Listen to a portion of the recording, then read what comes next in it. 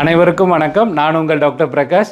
இன்றைய ஆரோக்கிய விழிப்புணர்வு பகுதியில் நான் நீண்ட காலமாக இருக்கிற ஒரு கேள்விக்கு பதிலாகவும் இது நான் கொடுக்குற விவரம் உங்களுக்கு உதவியாக இருக்குன்றதை நான் பகிர்ந்துக்கிறேன். நிறைய காலமாக நமக்கு என்ன ஒரு டவுட் இருக்குன்னா, இப்போ இருக்கிற பிரச்சனை ஹார்ட்டோட சம்மந்தப்பட்டதா, இந்த நெஞ்செரிச்சல், இல்லை வயிறோட சம்மந்தப்பட்டதா, கேஸ்ட்ரிக்கா இல்லை ஹார்ட் அட்டாக்கா, இந்த டவுட் ரொம்ப காலமாக இருக்குது.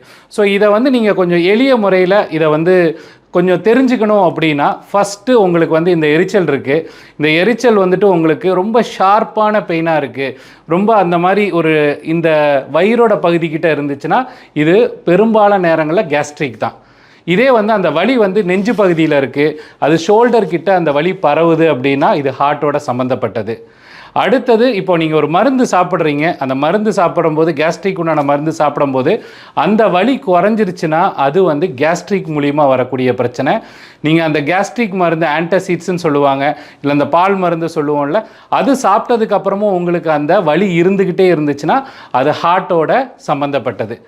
மூணாவது வலி இப்போ வந்துட்டு போகுது.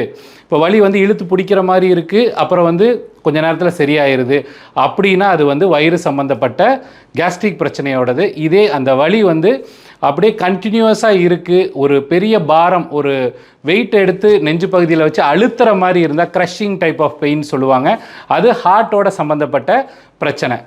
நாலாவது இப்போ நீங்கள் படுக்கும்போது அந்த வலியோட படுக்கும்போது அந்த வலி அதிகமாச்சுன்னா அது வயிறோட சம்மந்தப்பட்டது.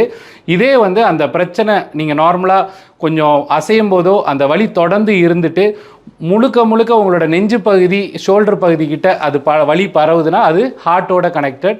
அஞ்சாவது இப்போ சாப்பிட்டதுக்கப்புறம் இந்த வலி வந்துச்சுன்னா இது கேஸ்ட்ரிக் ரிலேட்டட். இல்லை ஒரு தண்ணி ஏதாவது குடிக்கிறீங்க, அதுக்கப்புறம் வந்துச்சுன்னா இது கேஸ்ட்ரிக் ரிலேட்டட். சடனாக எதுவுமே செய்யாமல் நார்மலாக இருக்கும்போதே இந்த வலி உங்களுக்கு ரொம்ப அதிகமாகவும் சிவியராகவும் நெஞ்சு பகுதிக்கிட்ட வந்தால் அது ஹார்ட்டோட இருக்கிறதுக்கு வாய்ப்பு இருக்குது. இப்போ நான் சொல்கிற இந்த மருத்துவ ஆலோசனை பதிவு ஒரு எடுத்துக்காட்டு, அதாவது உங்களுக்கு ஒரு யோசனைக்காகவோ இல்லை உங்களுக்கு ஒரு உதவி செய்கிறதுக்காக மட்டும் வச்சுக்கோங்க. உங்களுக்கு இதில் ரொம்ப டவுட் அதிகமாகும் போது நீங்கள் மருத்துவரை கண்டிப்பாக ஆலோசனை பெற்றே ஆகணும். உங்களுக்கு இது பற்றின விவரங்கள் வேணும், இல்லை இதை பற்றின உங்களோட கேள்விகளுக்கு சரியான மருத்துவ ரீதியான உதவி கொடுக்கணும், ட்ரீட்மெண்ட் வேணும்னா நீங்கள் எங்களை அணுகலாம். நாங்கள் இயற்கை மருத்துவம் மூலியமாக உங்களுக்கு நல்ல மருத்துவம் கொடுக்க முடியும். நன்றி, வணக்கம்.